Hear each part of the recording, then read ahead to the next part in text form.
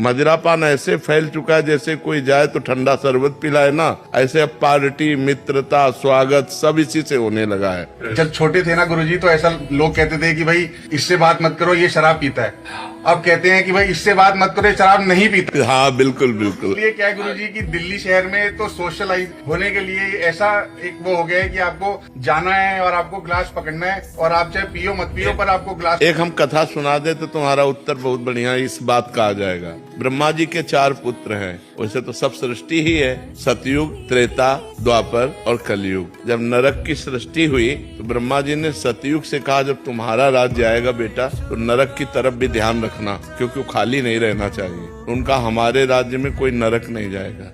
त्रेता से कहा तो उनका बड़े भैया जिस मार्ग में चलेंगे उसी मार्ग में हम चलेंगे। द्वापर से कहा तो द्वापर ने कहा पिताजी आपकी आज्ञा का कुछ कुछ पालन करने की कोशिश करूंगा। जब कलयुग से कहा तो कलयुग ने कहा पिताजी जैसे बड़े भैया के राज्य में कोई नरक नहीं जाएगा, ऐसे मेरे राज्य में कोई स्वर्ग नहीं जाएगा, मैं पूरा नरक हाउसफुल करूंगा। समझ रहे हो ना? तो उसी का राज्य चल रहा है। तो आप जैसा कह रहे हो ना कि अगर शराब न पिए तो लोग कहते इसे बात मत करो, शराब नहीं पीता, शराब पीता है इसलिए बात करो, मतलब टोटल नरक। कलयुग ने वादा किया है, कलयुग ने वादा किया कि कोई भूल चूक से भगवत प्राप्ति कर ले या स्वर्ग चला जाए, नहीं सीधे हम पूरा नरक हाउसफुल करेंगे। तो देखो शराब पीना, पराई स्त्री से व्यभिचार करना, मांस खाना, चोरी करना, जुआ, घूस, अपराध प्रवृत्ति ये बढ़ती चली जा रही है। आप देखो ना बिल्कुल नॉर्मल हो गई है। बिल्कुल। तो भैया कलयुग वाली बात सच्ची मत करो कि यार सब हाउसफुल हो जाएंगे, नहीं, कुछ तो बच लिए जाए, कुछ तो आप बच जाओ, क्योंकि अच्छे आदमी हो, आपको भगवान ने सत्संग दिया, वृंदावन धाम आए साधु संग के, तो आपका दुर्गुण छूट जाना चाहिए। तो आज से नियम ले लो कि आप शराब नहीं पियोगे, और आप ही न ले यार, जितने बैठे उतने सब ले लो। गंदे आचरण काहे को करो,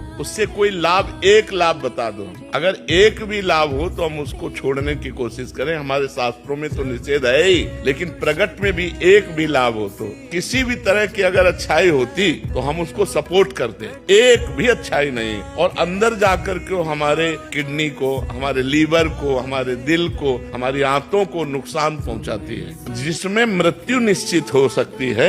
ऐसे व्यसन को क्यों किया जाए जिसमें हमारे अंगों की हानि हो, पैसे की हानि हो, बुद्धि की हानि हो, और समाज भी हंसता है जब कोई ज्यादा नशे में हो जाता है, ऐसे पड़े दिखाई देता है तो समाज हंसता है। तो इसलिए हमें लगता है भाई इसे छोड़ दो, ठीक है, और भगवान का आश्रय लो, नाम जप करो, अच्छे आदमी बनो, बुरे आदमियों की संगति से बचो, नहीं तो बहुत हानि हो जाती है।